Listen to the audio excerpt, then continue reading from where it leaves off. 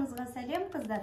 Бүгін сабақта мен сіздерге көптен күткен ең оңай жең сызбасын сызып көрсетемін. Тек жағдай мұқият болсаңыздар болды және өлшемдерді дұрыс алсаңыздар болды. Олай болса, кеттік. Жең сызбасын сызу үшін қыздар бізге ең әуелі өлшемдер длина рукава деген өлшем керек болады. Обхват плечо, сосын обхват запястья. Обхват запястья деген бізде мінекей мына жерді өлшейсіздер. Сонымен кеттік. Мен мынаны сызып қойдым, бірақ қазір қайтадан түсіндірейін, басынан бастап. Мына бізде А точкасы, мінекей. Осы нүктеден төмен қарай қолдың ұзындығын аламыз. Менде 58, бірақ мен сәл-сәл ұзындығы болғанын жақсы көремін, содан кейін 60-қа алдым. Осы нүктеден бір линияның бойымен 60 сантиметрді белгілеп аламыз да, екі нүктені қосамыз, мінекей, сызып аламыз, иә? Ары қарай бізде обхват плечо деген өлшем бар, өлшеп алдық біз. Менде ол 25 сантиметр. 25 сантиметрге мен кеудеге қосқан кеңдікті қосам, қыздар. Мысалы, мен кеудеге 6 сантиметр свобода облегания қостым ба, демек мен жең сызбасына да 6 сантиметр қосам. Немесе 4 сантиметр қостым ба, кеуденің жағдай свобода облеганиясына, мен жеңге де сол 4 сантиметрді қосам. Яғни, кеуде мен жең сызбада свобода облегания бірдей болу керек. Бірдей болмаған жағдайда сіздің жеңіңіз денеге қонбай қалады. Яғни, 25 сантиметрге мен 6-ны қосамын, бізде 31 сантиметр шығып тұр. 31 сантиметрді мінекей мына нүктеден жоғары қарай параллель жүргіземіз, белгілеп аламын. Осы нүктені қосамын, сосын мінекей. Менде мынау 31 сантиметр болып тұр. Көрдіңіздер ғой? Осы нүктені қосамыз. Мына жақтағы 60 сантиметр қолдың соңын тоже 31 сантиметр белгілеп аламыз да, осы екі нүктені қосамыз. Сосын басындағы мына екі нүктені бір-біріне қосамыз. Сонда бізде жалпы алғанда, мінекей қыздар, сетка шықты. Көрдіңіздер ғой? Енді ары қарай бізге акатты табамыз. Акат дегеніміз ол қазақша айтқанда бізде қолтық ойындысының биіктігі. Ол биіктікті біз табу үшін арнайы формулаға жүгінеміз. Осы формуланы бір жерге жазып сақтап алыңыздар. СГ бөлінген 4 қосу 3 деген формула. Яғни СГ бізде обхват груди тігін саласында. СГ десе бізде ол жаңағы алынған өлшемнің жартысы деген сөз. Яғни менде обхват груди ОГ 84 болса, мен оны 2-ге бөлемін. 42 сантиметр бұл белгі менің СГ. Түсіндіңіздер ма? Яғни обхват грудиде 2-ге бөлінгендегі өлшем бірлікті біз СГ деп аламыз. Яғни бұл жерде 42-ні мен 4-ге бөлемін. Сөйтемде оған 3-ті қосамын. Сонда менде акаттың тереңдігі табылды, иә? 13-те 5. Бұл өлшемді, мінекей, мына нүктеден төмен қарай белгілеп аласыздар. Мінекей, мына нүктеден А нүктесінен төмен қарай 13-те 5 белгілеп аласыздар. 13-те 5 белгілеп аласыздар. Сөйтіп, екі сызбаны қосасыздар. Мінекей. Одан кейін бізде мынау қолдың жаңағы биіктігі бар ғой, ені дейміз ба, осы екі ұзындықты бізде 31 шықты, оны теңдей 2-ге бөлеміз. Менде ол 15-те 1 болып тұр, мінекей қараңыздар. Мен 31-ді 2-ге бөлдім. 15-те 5 ақырын белгілеп қойыңыздар. Бұл нақты нүкте емес әлі. Енді мен 1 сантиметр алдыға қарай, кеудеге қарай жылжытам. Мынау қыздар полочка. Мінекей, белгілеп алыңыздар өздеріңізге. Мынау спинка менің арқа бөлігім, мынау алдыңғы бойым, мынау артқы бойым. Енді осы тура ортасынан бөлінген бөлімді мен 1 сантиметр алдыға қарай жылжытамын. Мінекей, 1 сантиметр жылжытамын. Сөйтемде нақты сызба жүргізем. Мінекей. Сонда біздікі алдыға қарай сәл-сәл қысқарды деген сөз. Спинка жақ ұзарды. Енді мына нүктемен, мінекей, мына нүктемен, мына нүктені бірден өлшеп аламыз да. Менде 16 жарым болып тұр екен. Шамамен 8-де 2 қылып аламда мен бөліп. Сосын ортасынан бірден бөлем.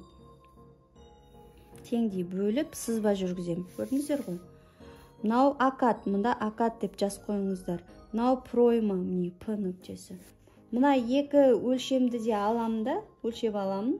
14,5-ді 7-де 2,5-ға примерно көзбе-көз алып, жуықтап алып бөлемін. 2-ге сосын сызық жүргіземін. Ары қарай енді қыздар, бұл жерде тағы да бір формула болады. Тағы да жағдай кішкене назар салып түсініп алыңыздар, жарай ма? Мына акаттан төмен қарай, мен қазір түзу сызба жүргізе салайын, себебі қазір бізге запястьяны анықтаған кезде керек болады. Енді қараңыздар, жаңағы SG деп алдым ғой мен формуланы қыздар. SG бөлінген 8 қосу 1. Яғни менің SG, менің өлшемдегі 42-ні мен 8-ге бөлемін. Сөйтіп оған 1-ді қосамын. Менде 6-да 25 болып тұр. Тағы да екінші формула SG бөлінген 8 минус 1 дейсіздер. Минус 1. Яғни 42-ні бөлеміз 8-ге и минусовать етеміз 1-ді. 4-те 25 болып тұр. Мінекей. Осыны жазып алыңыздар бір қағазға, осы өлшемдерді. Қазір енді ары қарай сызамыз. Полочка жағынан белгілеп аламыз. Үлкендеу өлшемді 6-да 25 болып шықтыр ғой. Соны полочка жағынан өлшеп белгілеп аламыз. Мінекей. Көрдіңіздер ғой. Екінші өлшем бар ғой, бізде минус 1 деген 4-те 25 шықты. Оны спинкаға белгілеп аламыз. Мінекей. Енді қыздар қараңыздар. Мынаумен мынаны қосамыз.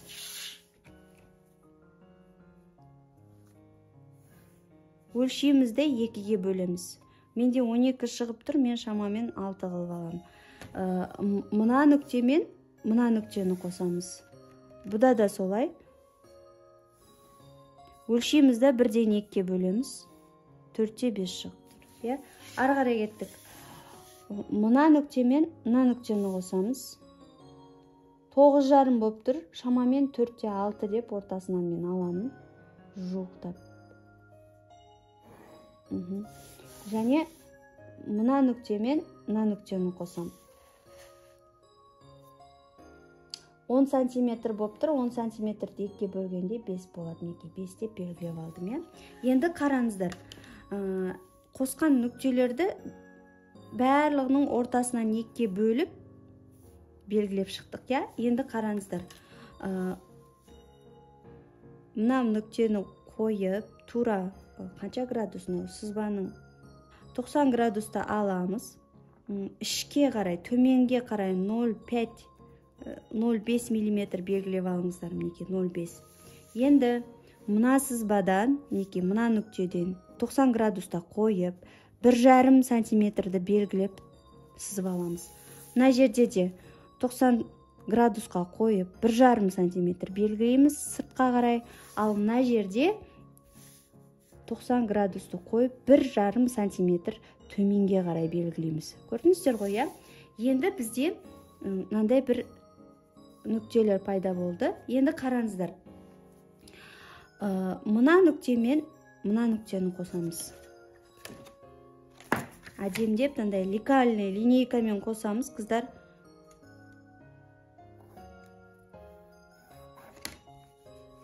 Енді мына нүктемен мына нүктені әдемлеп қосамыз. Кішкене бір икемді болып шықсын, қараңыздар, кішкене сызбаға ұқсап шығу керек. Келмей қалған жерлерін деп қолмен келтіруге болады. Мына нүктемен мына нүктені қосамыз. Және мына акат нүктесінің биіктігімен мына белгілеген нүктені қосамыз. Сосын ол нүктемен мына нүктені қосамыз. Мен көрдіңіздер ғой, мен қыздар әшейін қолмен сызып жатырмын. Және мына нүктемен мына нүктені қосамыз. Сонда сіздерде мінекей қолдың сызбасы шықты, қыздар. Мен фломастермен белгілеп шығатын болсам, мінекей қараңыздар.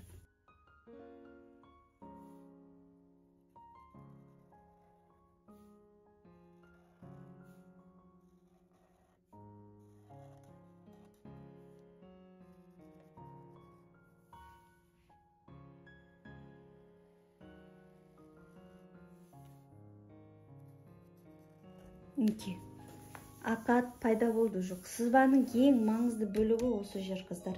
Ары қарай запястьяға көшеміз. Біз жаңа мына жаққа қарай 1 сантиметр алдыға полочкаға қарай жылжыттық қой. Соответственно, енді запястьяға келген кезде тағы да осылай жылжытамыз. Менде обхват запястья 14 сантиметр. 14 сантиметрге бірінші нені қосып алайық, я? Свобода облегания 6 сантиметр кеңдікті берем. 20 болады. 20-ны теңдей 2-ке бөлем. 10 болады. Енді 10-ды енді қараңыздар. Мен 1 сантиметр алып тастаймын оннан. Неге? Себебі біз жаңа мына жерде жылжыттық. Полочкаға қарай мен 9 сантиметр берем.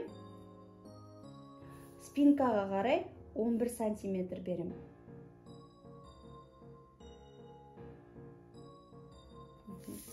Енді осы нүктені қосам бір-біріне.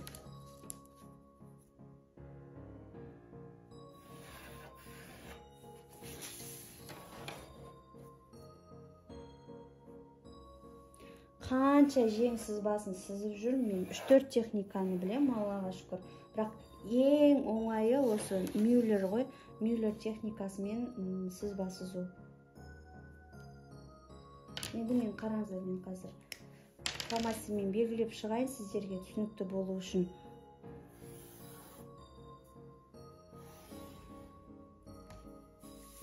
Мынау акаттың жаңағы биіктігі, қолдың биіктігі, я? Мынау біздің обхват запястьямыз. Осыған енді қосамыз осыны.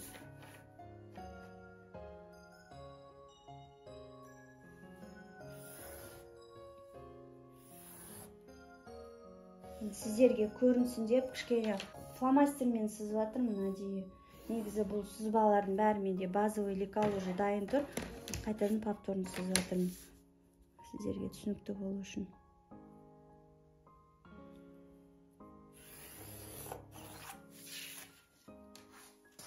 Мынау спинка, жазып қоямыз, спинка деп.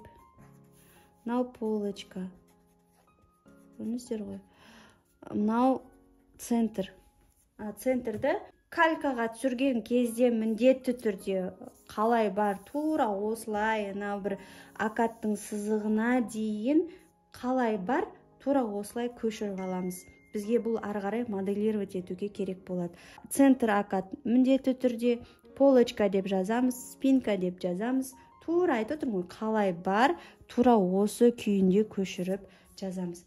Қыздар, өздеріңіз көргендеріңіздей, сабақ ешқандай қиын емес. Бар жоғы бір 15 минутты ғана бөлсеңіздер, сызбаны сызып шығасыздар. Енді бір айтатыным, менің қыздар, лифті сыздық, жеңді сыздық, екі сызбаны калькаға ауыстырып жағдай көшіріп аламыз. Калькаға көшіргеннен кейін жандарыңызға бір чиновой мата алып қойыңыздар. Бәз немесе жағдай үйдегі болмай қалған сатиндер бар ғой, простынялар, болмаса үйде бір жатқан маталарыңыз болса дайындап қойыңыздар. Мен ары қарай процесті көрсетемін. Осымен енді бүгінгі сабағымыз аяқталды. Менімен бірге сабақты көріп назар салғандарыңызға көп рахмет. Колокол басып подписка жасауды ұмытпаңыздар. Қош сау болыңыздар.